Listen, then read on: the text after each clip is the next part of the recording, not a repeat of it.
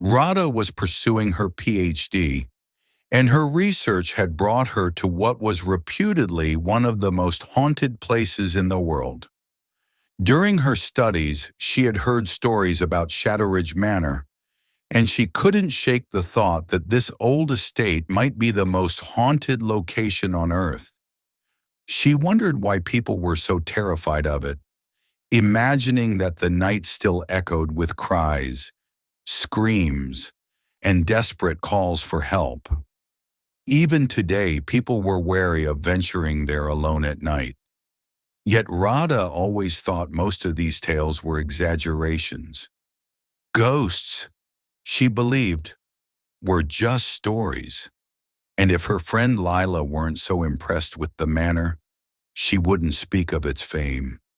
Shadowridge Manor, built in 1730 by the powerful governor Jonathan Pierce, had a dark history. It was said to be extremely unlucky. Only a few years after its construction, Pierce was betrayed by his own son, Nathaniel, and he was forced away from the woman he loved, dying heartbroken. Nathaniel, in a cruel act, had also caused the death of Pierce's beloved in that very manner. As a result, the legend said that Governor Pierce's spirit lingered there, seeking revenge for the tragedy that had befallen his love. Yet the true ghost story centered on Pierce's grandson, young Samuel Pierce, who was only 17 when a violent betrayal struck the family, and his spirit reportedly continued to wander the halls of the manor, endlessly calling for help. Radha had no idea of the exact events that led to Samuel's demise, but Shadowridge Manor had become the focal point of her research, and she resolved to visit the manor the following week. She hoped to complete her study and gather all the necessary details, though she admitted that there was always a chance the place might not be haunted. She felt certain that something inexplicable awaited her. Upon arriving in the city of Boston, Radha met her guide, Victor. "Welcome, Radha," he said warmly. "Thank you," she replied. "Should I go to the hotel first, or head straight to Shadowridge Manor?" "Straight to the manor," she insisted. "I've been waiting to see it for so long. I can't wait any longer." They agreed that she needed to speak to someone knowledgeable to gather historical details, and Victor had arranged a meeting with Professor Campbell, an expert on the history of Shadowridge Manor. Victor led Radha to the manor, and even in daylight, Radha was struck by its eerie presence. "It's amazing how peaceful it feels now. Who would think this place is haunted?" she thought, though she knew the tranquility would vanish at night, when screams were said to echo through its halls, frightening even those who lived miles away. Victor had arranged for her to stay at a nearby hotel, ensuring she would have a safe place to rest, while experiencing the manor's notorious nighttime phenomena. Radha rested that day, but around midnight, she awoke in terror.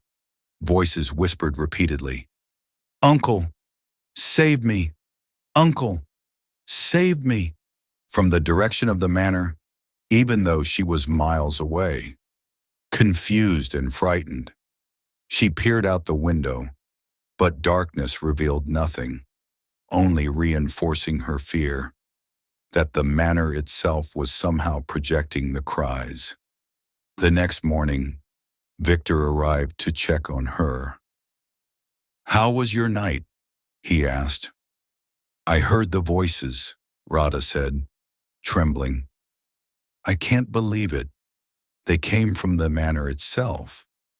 Victor reassured her that Professor Campbell could provide the historical context she needed. That afternoon, they met Professor Campbell at his home. "Good afternoon, Radha," I hear you've experienced the manor firsthand, he said. Radha nodded, explaining her experience of the screams and restless energy. Professor Campbell recounted the tragic history. Governor Jonathan Pierce had 3 sons, William, Andrew, and Samuel. After Governor Pierce's death, the throne of the estate passed to his eldest son, William, which did not sit well with Pierce's brother, Richard. During the Third Battle of Concord, William and Andrew were killed, leaving Samuel, only 17, as the sole heir. Richard, desiring the estate for himself, plotted against Samuel. Samuel had the foresight to confine his uncle within the estate temporarily, but Richard's wife, enraged by these events, enlisted assassins during the night of the city's festival. Samuel ran desperately through the manor, calling for his uncle's protection as the assassins attacked. Tragically, Samuel was killed, his body mutilated, and his remains scattered into the nearby river. Since then, legend held that Samuel's spirit never left Shadowridge Manor, calling out in endless despair. Despite attempts by priests and paranormal researchers over the years, the young boy's spirit seemed unwilling to depart. Radha, fully aware of the dangers, insisted on spending a night in the manor to witness its supernatural phenomena firsthand. That night, alone in Shadowridge Manor, she heard the cries and footsteps, as if someone were pacing nearby. Though she tried to see the spirit, it remained elusive, a shadow drifting through the hallways, confirming to her that some presence remained, fear gripping her. She fled the manor, but the entity caused no harm, merely demonstrating its existence. The following day, Radha returned to the hotel, reflecting on her research. She had completed her study, but the terrifying screams and chilling presence of Shadowridge Manor continued to linger in her memory, making it clear why it remained one of the most haunted locations in the world. The manor's legend persisted, not just in stories, but through the inexplicable encounters of those who dared to enter. A haunting reminder of the tragic fate of young Samuel Pierce, whose restless spirit forever roamed the halls of Shadowridge Manor, eternally seeking justice, protection, or release that may never come. Even after her research concluded, Radha often recalled the sounds, the eerie shadows, and the sense of being watched that night, solidifying her conviction that Shadowridge Manor truly was one of the most haunted places on Earth.